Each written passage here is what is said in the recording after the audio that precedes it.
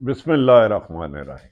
अस्सलाम वालेकुम नाज़रीन, मैं हूँ शहरी आरिफ हमीद भट्टी, लाहौर से मुख्तलिफ और अहम तरीन खबरों के साथ।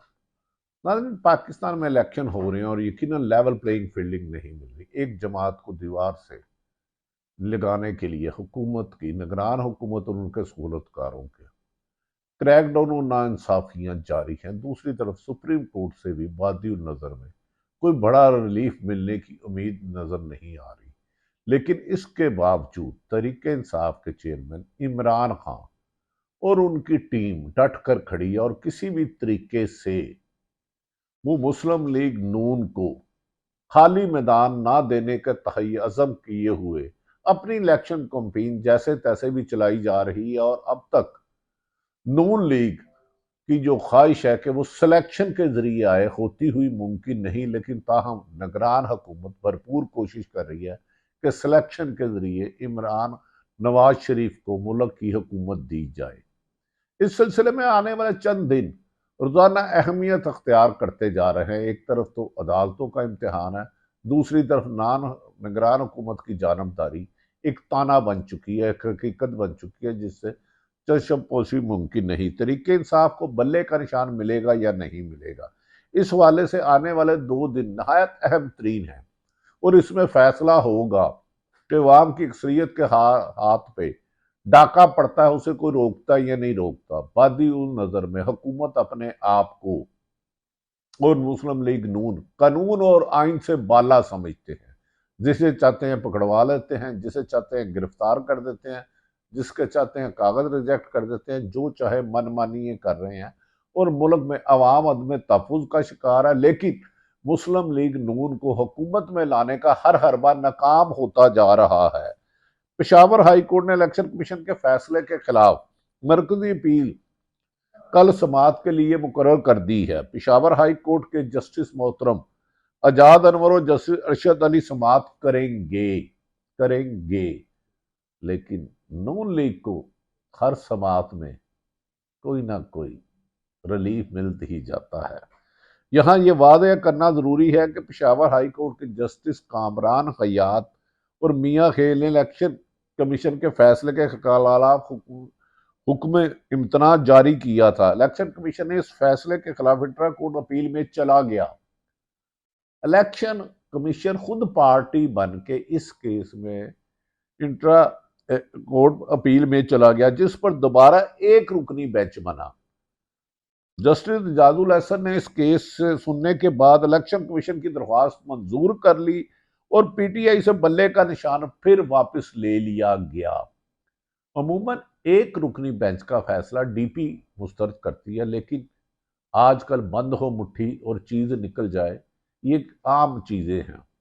ऐसा लगता है कि चीफ जस्टिस पाकिस्तान हर हाल में इलेक्शन कराना चाहते हैं। निगरान हुकूमत जब से सेनेट में आई है वो इलेक्शन मंसूख कराने की मुबैना तौर पर कोशिशें करती हुई नजर आ रही है और नून लीग मैदान से भागने के लिए अगर कहती है मुझे वॉक ओवर दो, या मैदान से भागने का रास्ता ढूंढ रही है। अब पेशावर हाई कोर्ट के चीफ जस्टिस ने जो बेंच बनाया है, इसमें हुक्म इम्तनाई जारी करने वाले जज तो शामिल नहीं, लेकिन जिन्होंने हुक्म इम्तना खारिज किया, इनके वापस लिया निशान, वो मौजूद जज बेंच का ही हिस्सा है। तो काफी हद तक इम्कानात हैं कि शायद तरीके इंसाफ को बल्ले का निशान मिलना भी पुलसरात अबूर करने के मुतरादिफ होगा। वैसे भी जब से चीफ जस्टिस फाइज ईसा साहब आए हैं, नून लीग के लिए खासे हालात अदालत में बेहतर होते जा रहे हैं और उनके वकला से ज्यादा और की से आवाजें आ रही हैं।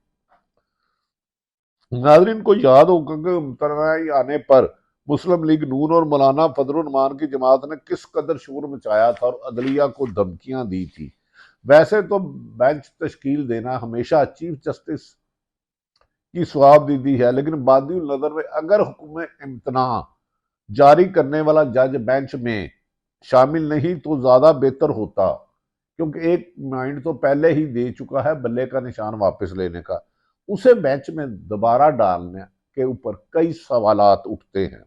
हुक्म खारिज करने वाला जज साहब को भी शामिल ना किया जाता, बेहतर तो ये था, लेकिन عدالتیں آئین اور قانون کے مطابق چلتی ہیں۔ دوسری جانب حکم امتناعی خارج کرنے کے خلاف پی ٹی آئی نے سپریم کورٹ سے بھی رجوع کر رکھا ہے۔ جب جانے نہ جانے، باغ ہی نہ جانے، گل نہ جانے، پاکستان کا ہر بندہ جانتا ہے کہ کاغذات چھینے جا رہے ہیں، تجویز کندہ تائز کندہ گند کو اغوا کیا جا رہا ہے، ڈی آر او پارٹی بن چکے ہیں، لیکن شاید سپریم کورٹ تک اس کی حقائق پہنچنا خاصا دشوار نظر آ رہا ہے، شاید پھوک اور دھند کی وجہ سے، مطلع ابرا آلودہ اور گرج چمک کے ساتھ بارش کا امکان ہے۔ آج عدالت میں پی ٹی آئی وکلاء نے فوری سماعت کی درخواست بھی کی کہ جناب والا یہ بڑا اہم معاملہ ہے، الیکشن میں ہر پاکستانی الیکشن میں حصہ لے سکتا ہے اور ہر ووٹر ووٹ ڈال سکتا ہے، اور اس میں بے پناہ رکاوٹیں کھڑی کی جا رہی ہیں، اور پورے ملک میں ہر حلقے میں، ہر صوبے میں تقریباً کم و بیشتر ہر جگہ سے یہ شکایات آ رہی ہیں۔ آج عدالت پی ٹی آئی کو سماعت کی درخواست کی، لیکن بٹو ریفرنس کی وجہ سے آج کی بجائے معاملہ اب بدھ کے روز چلا گیا، یعنی کہ کل بھی نہیں، پرسوں چلے گیا، بدھ کے روز۔ یوں لگتا ہے کہ پشاور ہائی کورٹ میں ابتدائی سماعت کے بعد شاید سپریم کورٹ میں یہ درخواست غیر مؤثر ہی ہو جائے، لیکن پھر بھی سماعت کے بعد ہی اصل صورتحال سامنے آئے گی۔ آج سپریم کورٹ میں پی ٹی آئی کو لیول پلینگ فیلڈ نہ ملنے پر بھی کیس کی سماعت ہوئی، اور لیول پلینگ فیلڈ نہیں مل رہی، یہ پاکستان کا بچہ بزرگ عورتیں ہر جماعت کا آدمی ہر جانتا ہے، نہیں جانتا تو انصاف کرنے والے نہیں جانتے، نگران حکومت نہیں جانتی۔ گزشتہ سماعت پر بھی چیف جسٹس صاحب نے کہا تھا کہ وہ ٹی وی نہیں دیکھتے، فائز عیسیٰ صاحب نے فرمایا تھا وہ ٹی وی نہیں دیکھتے، لیکن ہماری مجبوری دیکھیں، وہ جو لائیو کرتے ہیں ہم سب کو دیکھنا پڑتا ہے، ہم تو یہ بھی نہیں کہہ سکتے ٹی وی نہیں دیکھنا، ہماری تو روزی روٹی یہ ہے۔ کمال ہے، ٹی وی نہیں دیکھتے لیکن ہر چیز انہیں پتہ بھی ہوتی اور پتہ نہیں بھی ہوتی، دونوں ہی سوالات ہیں۔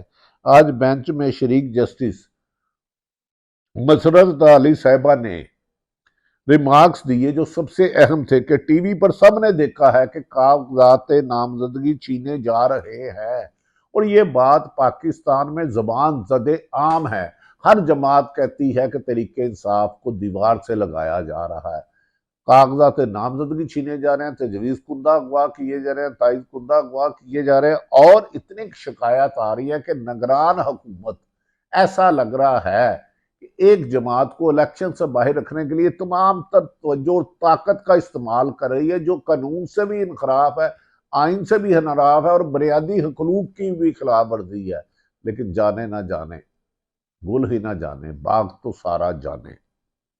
کیا الیکشن کمیشن کو یہ دکھائی نہیں دیتا؟ الیکشن کمیشن کے یک طرفہ اتنا ماضی میں کنٹروورسی کبھی نہیں ہوئی، لیکن حیرت ہے کہ پوریا جانتی ہے لیکن الیکشن کو کچھ نہیں دکھائی دیتا۔ الیکشن کمیشن اس معاملے پر غیر جانبدار رہے، وہ تو ایسا لگتا ہے کہ اس کا مقصد الیکشن کروانا بھی نہیں ہے، صاف شفاف تو بہت دور کی بات۔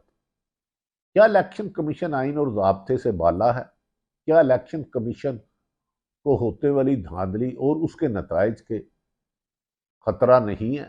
کیا وہ ملک کو ایک نئے بحران کی طرف لے جانا چاہ رہا ہے؟ یہ سب باتیں، ایک سوال ہر طرف سے اٹھ رہے ہیں۔ کل سارا دن سیکرٹری الیکشن کمیشن کے استعفے کی خبریں بھی میڈیا میں زینت بنی رہی، اور اس سے پہلے کسی نے ٹویٹ کیا کہ الیکشن کمیشن اور سیکرٹری میں خاصے اختلافات ہیں، کیونکہ الیکشن کمیشن کسی آئینی اور قانون کی بجائے من مانیوں سے چلایا جا رہا ہے، اور عمران خان بارہا الیکشن کمیشن کی جانبداری کی نشاندہی کر چکا ہے۔